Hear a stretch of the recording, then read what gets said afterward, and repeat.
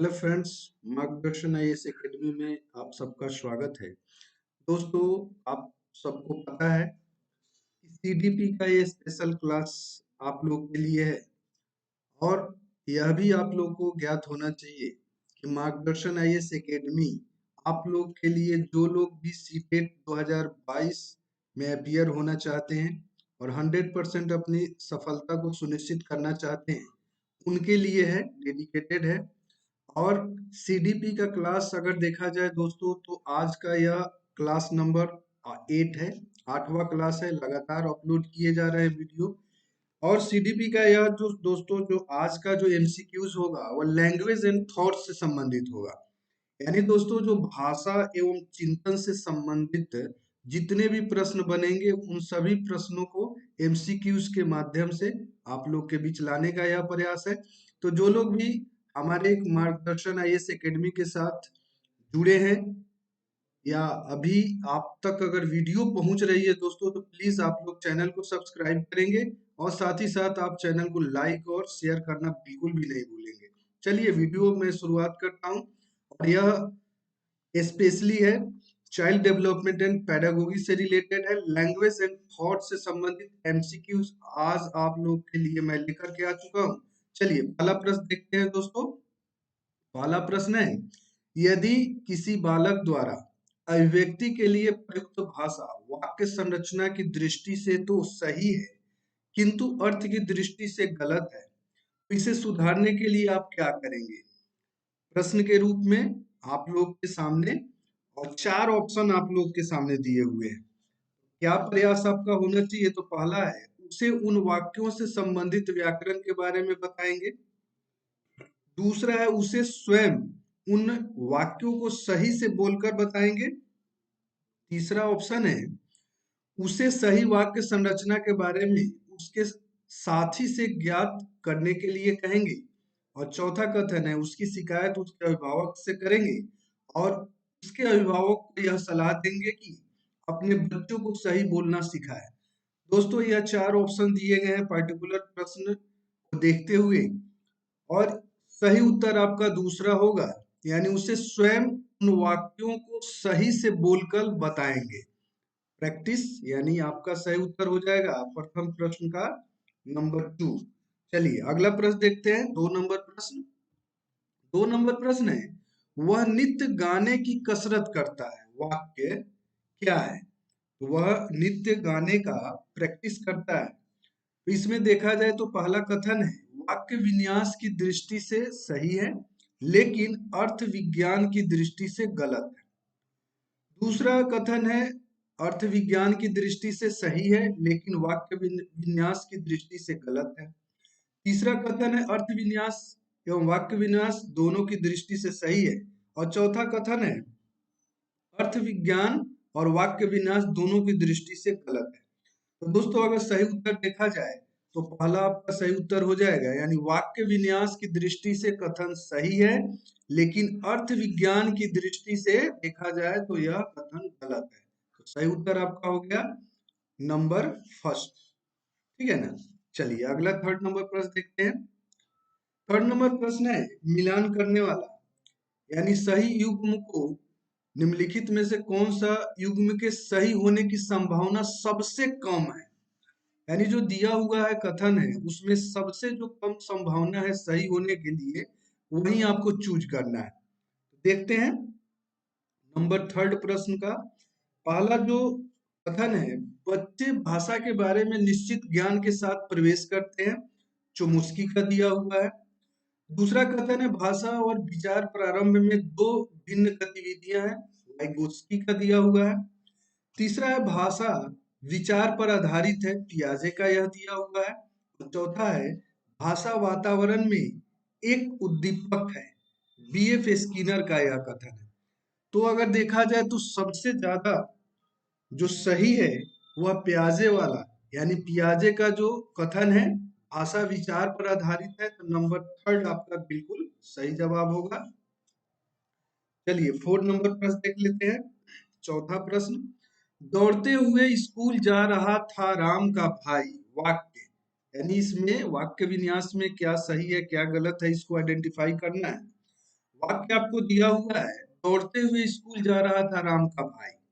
तो पहला जो ऑप्शन है वह है वाक्य विन्यास की दृष्टि से सही है लेकिन अर्थ विज्ञान की दृष्टि से गलत है। दूसरा है अर्थ विज्ञान की दृष्टि से सही है लेकिन वाक्य विन्यास की दृष्टि से गलत है। दोस्तों यही आपका दूसरा सही उत्तर हो जाएगा, क्योंकि अर्थ विज्ञान की दृष्टि से कथन सही है लेकिन वाक्य विन्यास की दृष्टि से देखा जाए तो यह गलत है। तो दूसरा आपका ऑप्शन बिल्कुल सही हो जाएगा। चलिए 5 नंबर प्रश्न देखते हैं। दोस्तों वीडियो की लेंथ कम करने के लिए सभी प्रश्नों के जो आसान प्रश्न है उनको मैं जल्दी से सोल्व करके आगे बढ़ूंगा। चलिए 5 नंबर प्रश्न देते हैं। वाक्य की सार्थकता, वाक्य की सार्थक लघुतम इकाई जिसमें एक या अधिक ध्वनियों का प्रयोग हुआ हो क्या कहलाता है? क्या कहलाता है दोस्तों? तो इसको रूपिम कहा जाता है, यानी नंबर फर्स्ट जो ऑप्शन है आपका सही होगा, रूपिम। 6 नंबर क्वेश्चन देख लेते हैं। परिपक्वता का सिद्धांत संबंधित है, यानी दोस्तों जो परिपक्वता का सिद्धांत दिया है वह किससे संबंधित है? तो भाषा के विकास से संबंधित है। तो सही उत्तर हो जाएगा नंबर फर्स्ट। चलिए 7 नंबर प्रश्न देख लेते हैं। 7 नंबर प्रश्न है, निम्नलिखित में से कौन सा कारक भाषा के विकास को प्रभावित करते हैं? कौन सा? स्वास्थ्य, परिवार का आकार, लिंगीय भिन्नता, परिपक्वता। ऑप्शन दिया है पहला ए और बी, दूसरा सी और डी, और तीसरा है बी और सी, और चौथा ऑप्शन है उपयुक्त में से सभी। तो स्वास्थ्य भी प्रभावित करते हैं, परिवार का आकार भी सही है, लिंगीय भिन्नता, परिपक्वता, चारों कथन सही है। तो इस तरीके से आपका जवाब हो जाएगा नंबर 4। सही उत्तर हो जाएगा चौथा। 8 नंबर देखते हैं दोस्तों। निम्नलिखित में से कौन सी एक भाषा दोष विकार से संबंधित नहीं है? तो देखा जाए तो ध्वनि परिवर्तन, तुलनात्मकता, तुतलाना, अकलाना और स्पष्ट उच्चारण। इसका सही उत्तर हो जाएगा नंबर 4, स्पष्ट उच्चारण। नंबर 4 आपका बिल्कुल सही जवाब हो जाएगा। चलिए 9 नंबर प्रश्न देखते हैं। निम्नलिखित में से कौन सा तरीका भाषा सीखने का साधन है? कहानी सुनना, प्रश्नोत्तर के माध्यम से, अनुकरण द्वारा, उपयुक्त में से सभी। तो सही उत्तर है दोस्तों इसका उपयुक्त में से सभी आपका सही जवाब है। चलिए 10 नंबर प्रश्न देख लेते हैं। थोड़ा सा यह जो हमारा यह पेज है थोड़ा सा धुंधला आ गया है, तो उसको मैनेज करेंगे, अब ठीक हो जाएगा। 10 नंबर प्रश्न है, यदि आपकी कक्षा में एक छात्र दोष युक्त है तो आप किसी सामान्य छात्र की तुलना में उसमें क्या पाएंगे? तो सही जवाब दोस्तों हो जाएगा नंबर 1, यानी उस छात्र को अपने स्वर यंत्रों पर नियंत्रण नहीं होता है। तो सही जवाब इस पर्टिकुलर प्रश्न का हो जाएगा पहला ही कथन। चलिए अब दोस्तों ठीक है, अब दो चार प्रश्न थोड़े से धुंधले थे तो आप लोग मैनेज करना है। 11 नंबर प्रश्न देखते हैं दोस्तों। 11 नंबर प्रश्न है, कथन 1, बी और सी दिया हुआ है, यानी चिंतन चिंतन के संदर्भ में निम्नलिखित कथनों पर विचार कीजिए। एक कथन है चिंतन का समय वास्तविकता से होता है, दूसरा है चिंतन तर्क प्रधान होता है, और तीसरा सी दिया हुआ है चिंतन के लिए किसी समस्या का होना आवश्यक नहीं है। तो दोस्तों अगर देखा जाए 11 नंबर प्रश्न, तो ऑप्शन दिया हुआ है, एक में है केवल ए, बी में है केवल बी, सी में है केवल सी, लेकिन चिंतन के लिए तीनों अवस्था होना बिल्कुल जरूरी है। तो आपका जवाब जो होगा वह होगा उपयुक्त में से सभी, यानी चौथा। चौथा आपका ऑप्शन बिल्कुल करेक्ट होगा। 12 नंबर प्रश्न देखते हैं। किसी बच्चे के चिंतन में आयु को बढ़ाने के साथ साथ उसकी इसकी प्रधानता बढ़ती जाती है? तर्क की, सामान्यीकरण की, आत्म केंद्रीकरण की, या जातिवाद द्विवाद की। चार ऑप्शन दिए हुए हैं।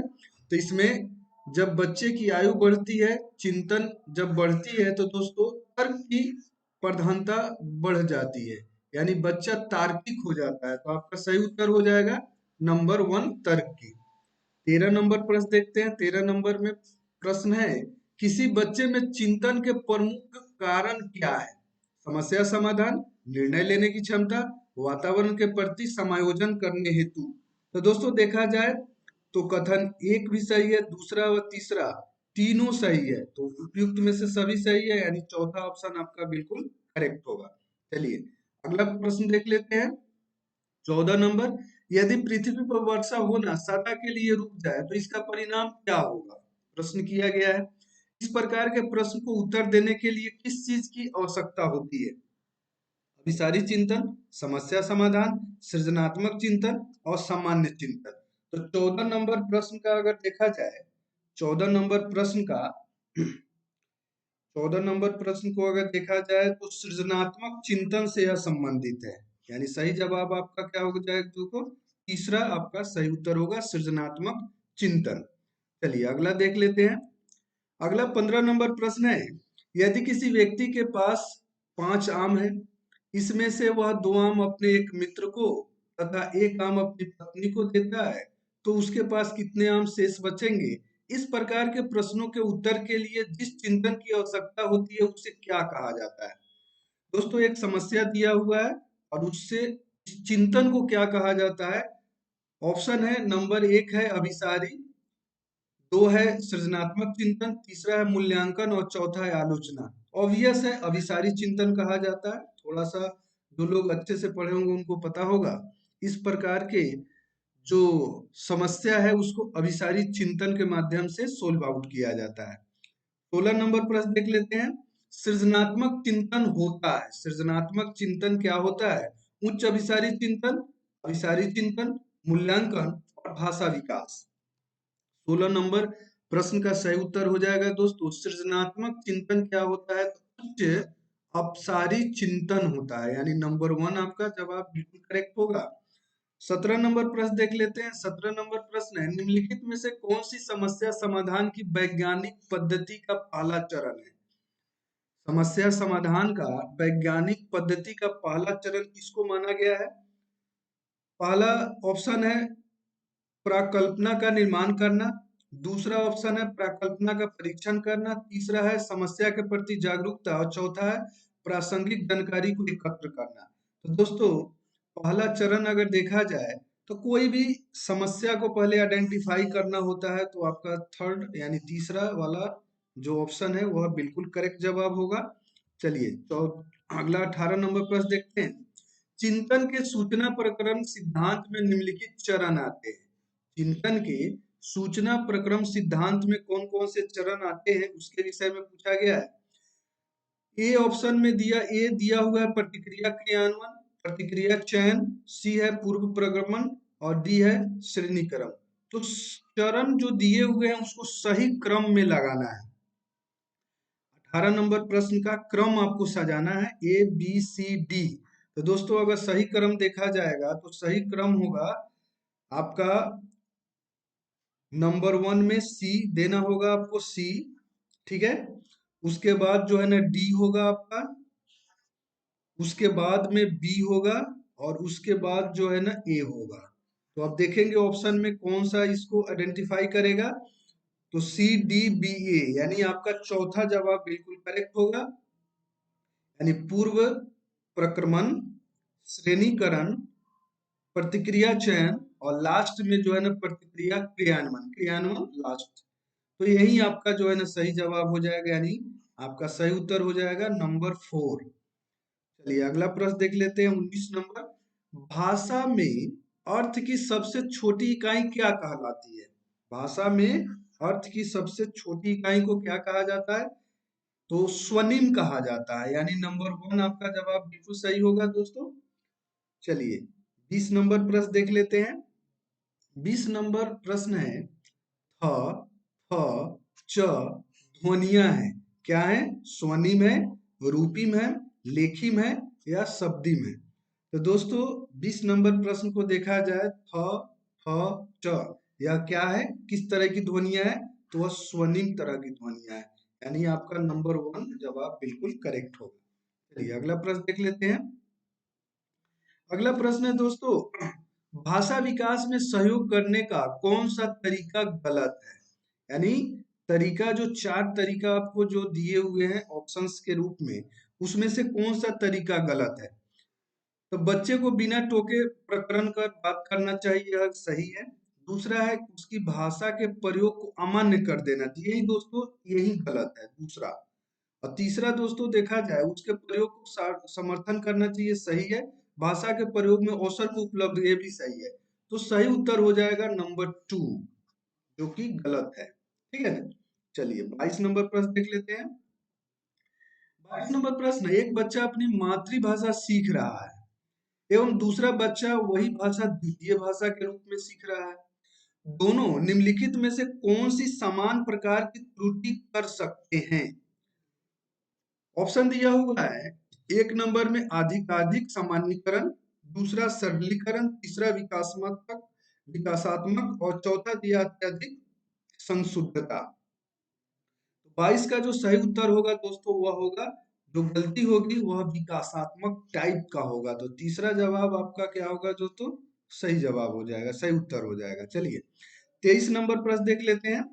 ध्वनि संबंधी जागरूकता निम्नलिखित में से किस क्षमता से संबंधित है? चार ऑप्शन दिए गए हैं, चारों ऑप्शन को हम लोग देखते हैं 23 नंबर प्रश्न का।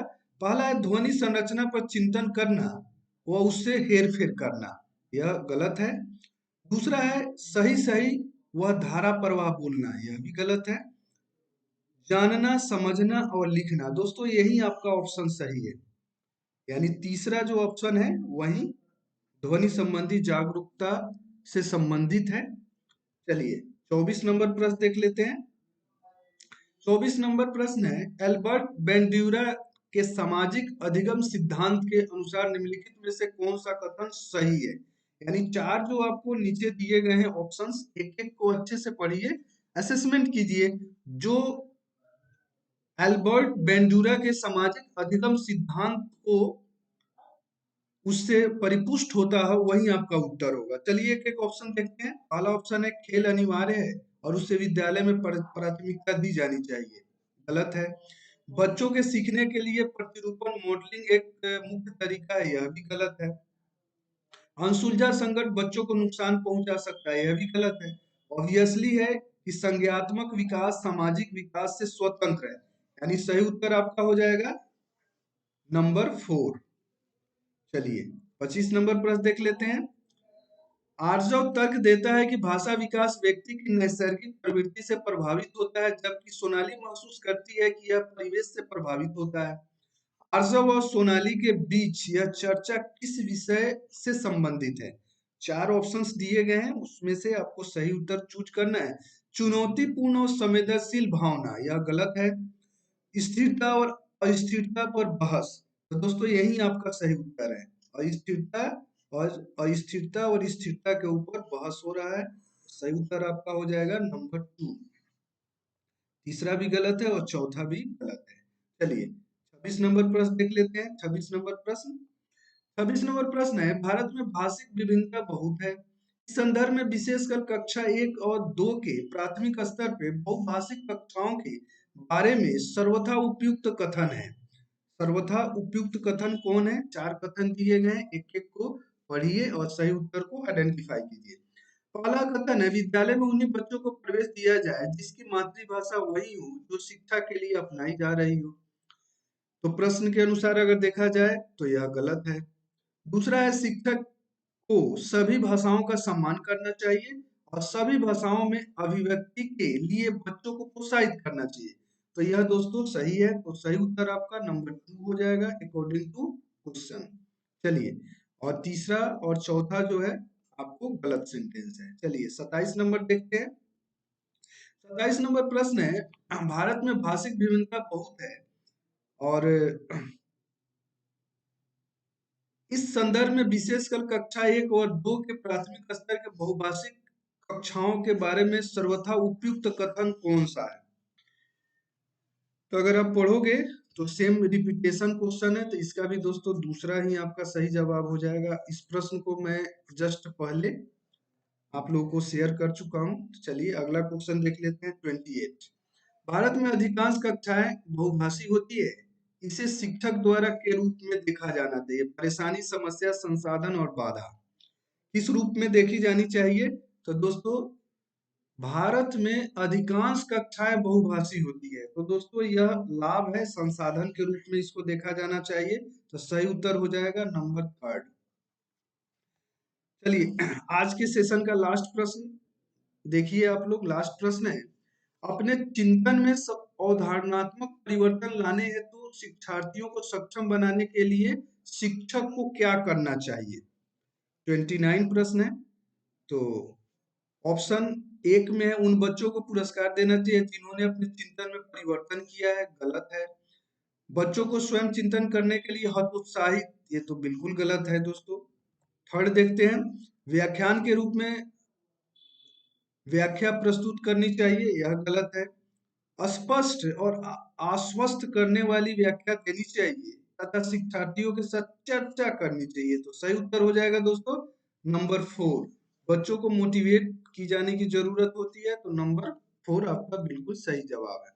दोस्तों, भाषा व चिंतन, आज का यह जो क्लास हम लोगों ने आप लोग के लिए रखा हुआ था, क्लास 8 था, लगातार 8वां क्लास था।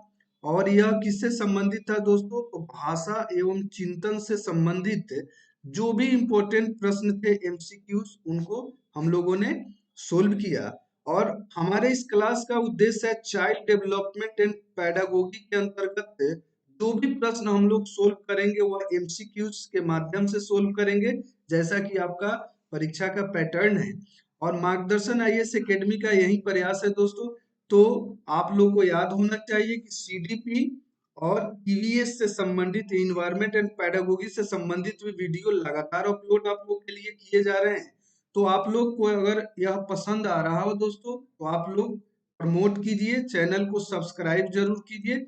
सिर्फ देख करके और आप लोग सब्सक्राइब करना बिल्कुल चैनल को नहीं भूलेंगे। साथ ही साथ दोस्तों एक लाइक आप जरूर करेंगे और वीडियो को शेयर भी करेंगे, जिससे आप लोग के लिए और अच्छे तरीके से वीडियो बना करके आप लोग के लिए लाया जाए। और आप लोग को जानना चाहिए मार्गदर्शन एकेडमी आपको सी टेट 2022 से संबंधित जो एमसीक्यूज के माध्यम से टोटल तैयारी उपलब्ध करवाएगा। और साथ ही साथ जो भी स्टूडेंट यूपीएससी बीपीएससी जैसे यूजीसी नेट जेआरएफ जैसे एग्जामिनेशन की अगर आप तैयारी करते हैं, तो इन नंबर जो दिए हैं, इन नंबर पे आप कांटेक्ट कर सकते हैं।